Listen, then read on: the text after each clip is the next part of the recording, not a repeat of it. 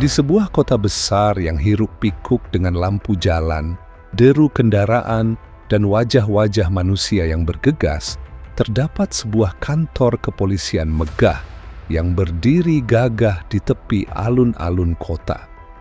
Bangunan itu menjulang dengan cat putih pudar, sebuah simbol hukum dan keadilan, setidaknya di mata masyarakat yang melihatnya dari luar. Namun, bagi Linda Sasmita, seorang wanita muda berusia 29 tahun yang baru saja dilantik menjadi komisaris polisi, bangunan itu menyimpan rahasia kelam. Dia adalah perwira termuda yang pernah menempati posisi strategis tersebut, dan ia dikenal berani, cerdas, dan tak mudah dibeli. Linda memasuki dunia kepolisian dengan idealisme yang membara, meyakini bahwa ia bisa menjadi bagian dari perubahan positif. Namun, ia segera menyadari bahwa idealismenya akan diuji oleh realita yang jauh lebih kotor. Beberapa minggu setelah pengangkatannya, laporan demi laporan masuk ke mejanya. Warga mengeluh tentang pungutan liar di jalanan dari sopir angkot yang harus menyisihkan sebagian kecil pendapatannya, tukang ojek yang dipaksa membayar uang jatah mingguan, hingga pedagang kecil yang dipaksa menyuap agar bisa menggelar lapak. Linda membaca setiap keluhan dengan rahang mengeras.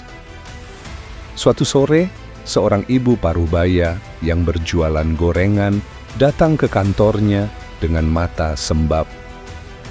Dia bercerita bahwa dagangannya disita karena ia menolak memberikan uang rokok kepada seorang petugas. Linda merasakan amarah yang membuncah di dalam hatinya. Ini bukan sekadar laporan biasa, gumamnya malam itu, di ruang kerjanya yang masih diterangi lampu meja. Ini adalah luka yang sudah lama bernanah di tubuh kepolisian. Dia tahu, para petugas itu tidak mungkin bekerja sendiri. Ada sebuah sistem yang terorganisir di balik semua pungutan ini, sebuah jaringan yang mengakar kuat seperti benalu. Jika sekadar memerintahkan anak buah untuk menyelidiki, kebenaran tak akan muncul. Para pelaku licik dan pandai bersembunyi di balik janji-janji palsu dan prosedur yang rumit. Maka Linda membuat keputusan berani menyamar sebagai rakyat biasa. Dia akan turun ke jalan, menjadi saksi mata langsung dari kejahatan yang memalukan ini. Pagi itu, Linda meninggalkan seragam kebesarannya. Dia mengenakan jaket lusuh, celana jeans belel, dan helm usang yang sudah retak di beberapa bagian. Dengan sebuah motor tua bernalpot berkarat, ia memasuki jalan yang terkenal sebagai jalur maut. Bukan karena kecelakaan, tetapi karena dompet rakyat sering terkuras di sana. Udara pagi bercampur asap knalpot menyergapnya, menciptakan air kabut tipis di sepanjang jalan. Linda berusaha terlihat seperti warga biasa, melaju santai sambil sesekali melirik ke arah kaca spion. Tak lama, ia melihat apa yang dicari-carinya. Di kejauhan, tampak dua polisi berjaga di pinggir jalan. Tatapan mereka liar, menyorot kendaraan yang lewat, mencari mangsa. Linda menyalakan kamera kecil yang tersembunyi di dalam saku jaketnya, memastikan setiap detail terekam. Tak lama, peluit tajam berbunyi. Salah satu polisi melambaikan tangan menghentikan Linda. "Berhenti, berhenti, kamu melanggar aturan," kata polisi itu dengan nada tegas, seolah-olah Linda baru saja melakukan kejahatan besar. Linda menepi dengan santai, menghentikan motornya. "Melanggar? Aturan apa, Pak?" tanyanya dengan wajah polos, berpura-pura bingung. "Spion kamu nggak standar, STNK juga pasti mati. Kalau mau cepat beres, ya bisa diatur." Polisi itu menurunkan suaranya, matanya melirik kanan-kiri, sebuah gestur yang sudah Linda kenali dari cerita-cerita para warga. Linda berpura-pura bingung Namun di dalam dadanya jantung berdegup keras. Dia tahu, inilah momen penting. Kamera kecilnya merekam setiap kata, setiap gestur rakus yang keluar dari mulut petugas itu. Bagaimana diatur, Pak? Tanya Linda. Tetap menjaga suara yang dibuat-buat polos. Ya, damai di tempat saja, Neng. Biar nggak repot ke pengadilan, denda juga pasti lebih besar. Petugas itu tertawa sinis, seolah ia adalah pemegang kunci neraka. Linda mengeluarkan dompetnya, menatap petugas itu dengan tatapan yang penuh perhitungan. Dia memasukkan uang yang diminta, selembar uang 100 ribuan, ke tangan petugas itu, memastikan semuanya terekam dengan jelas. Setelah polisi itu puas dan Linda diizinkan pergi, ia memacu motornya lebih cepat. Di balik topeng ketenangan, hatinya mendidih. Dia telah mengumpulkan bukti, dan sekarang ia tahu kebusukan itu benar-benar ada di dalam institusinya. Malamnya, Linda duduk di ruang pribadinya bersama Sersan Budi, ajudan yang paling ia percaya. Budi adalah pria sederhana, berkumis tipis, dan setia pada idealisme hukum. Dia berasal dari keluarga polisi yang turun-temurun, dan ia sangat mencintai profesinya. Linda memutar kembali rekaman dari kameranya. Komandan, bukti ini jelas. Sekali, mereka nggak hanya minta uang receh, ini sudah sistematis, kata Budi sambil melihat hasil rekaman. Ada banyak laporan masuk tentang modus serupa. Mereka mencari-cari kesalahan kecil, lalu menekan dengan ancaman denda yang besar. Linda mengangguk. Dan aku yakin uang itu nggak berhenti di tangan mereka. Ada rantai yang lebih panjang. Kita harus bongkar. Mereka pun menyusun rencana. Hari-hari berikutnya, Linda kembali menyamar. Kali ini, di lokasi-lokasi berbeda. Hasilnya selalu sama. Polisi jalanan menghentikan, mencari-cari kesalahan, lalu meminta uang damai. Linda merekam setiap interaksi, mengumpulkan bukti tak terbantahkan. Sementara itu, Budi menyusuri arus uang dengan cara diam-diam mengikuti para petugas setelah jam dinas. Dia melacak mereka dari kejauhan, menggunakan motor yang berbeda. Setiap harinya, suatu malam, Budi berhasil melacak para petugas itu. Mereka berkumpul di sebuah warung kopi tua yang remang-remang di balik sebuah gang sempit. Di sana, mereka menyerahkan uang hasil pungutan kepada seorang pria berperut buncit dengan seragam rapi. Pria itu menghitung uang itu dengan cepat dan cermat, lalu menyimpannya di dalam tas kerjanya. Uang itu lalu dikumpulkan dan setiap minggu disetorkan ke seorang perwira yang lebih tinggi. Budi mengambil foto dari jauh, memastikan pria itu tidak menyadarinya. Komandan, ini bukan sekadar oknum. Ini jaringan. Lapor Budi suatu malam dengan wajah tegang. Pria berperut buncit itu adalah Komisaris Surya. Dia yang mengendalikan semuanya. Linda menggenggam map bukti dengan kuat. Hatinya mencelos. Komisaris Surya, sosok yang selama ini ia hormati dan segani, ternyata adalah otak di balik semua kejahatan ini. Linda menyadari ini bukan lagi tentang membongkar kasus pungli, tapi tentang membersihkan institusi dari kanker yang sudah mengakar. Mereka pikir bisa menipu rakyat selamanya? Tidak. Kali ini, keadilan harus bicara, kata Linda. Matanya memancarkan tekad yang membara. Dia memerintahkan Budi untuk mengumpulkan data pendukung, termasuk data transaksi bank dan riwayat jabatan Komisaris Surya. Mereka bekerja siang dan malam, merangkai setiap kepingan bukti menjadi sebuah gambar utuh dari sebuah konspirasi besar. Hari itu, langit mendung. Linda berjalan memasuki kantornya dengan langkah pasti.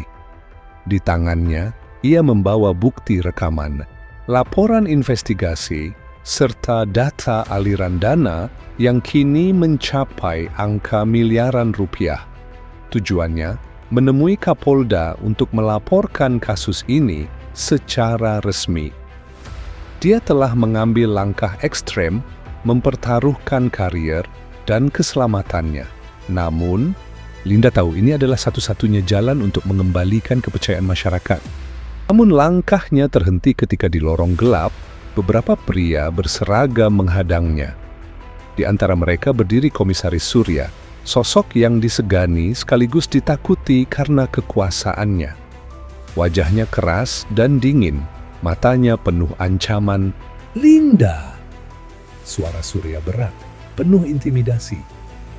Kamu terlalu jauh ikut campur. Bukankah lebih baik kita selesaikan ini di dalam keluarga? Linda menatap tajam. Keluarga macam apa yang memakan uang rakyat sendiri?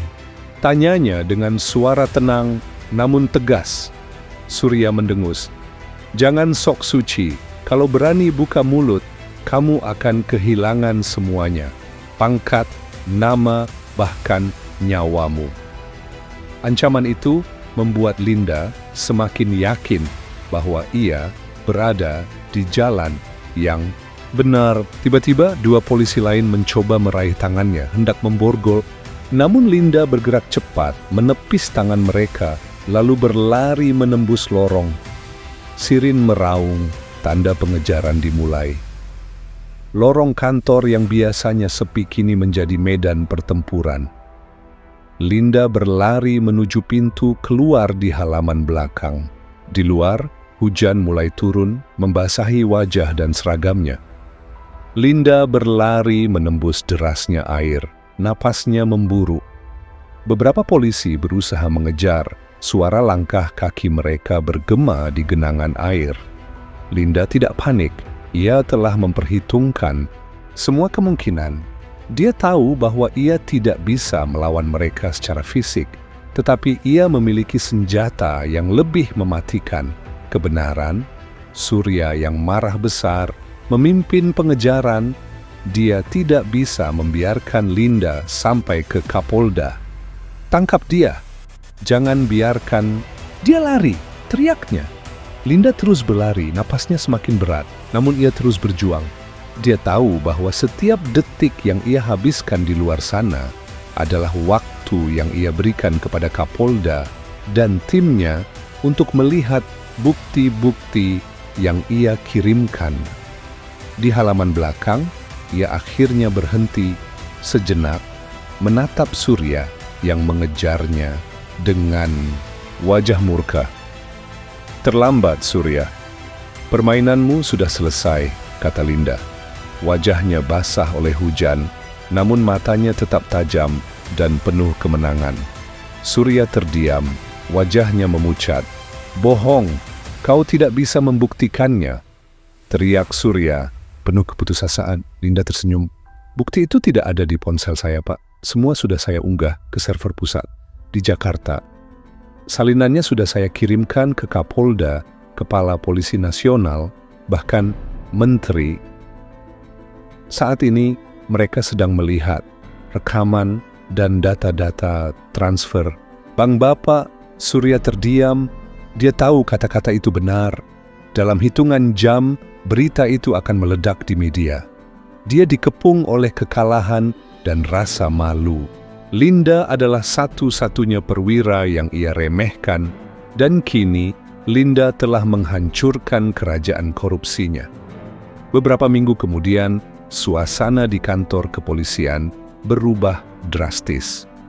Nama-nama besar yang selama ini kebal hukum kini dicopot dari Jabatannya, puluhan polisi dipecat dan proses hukum berjalan cepat.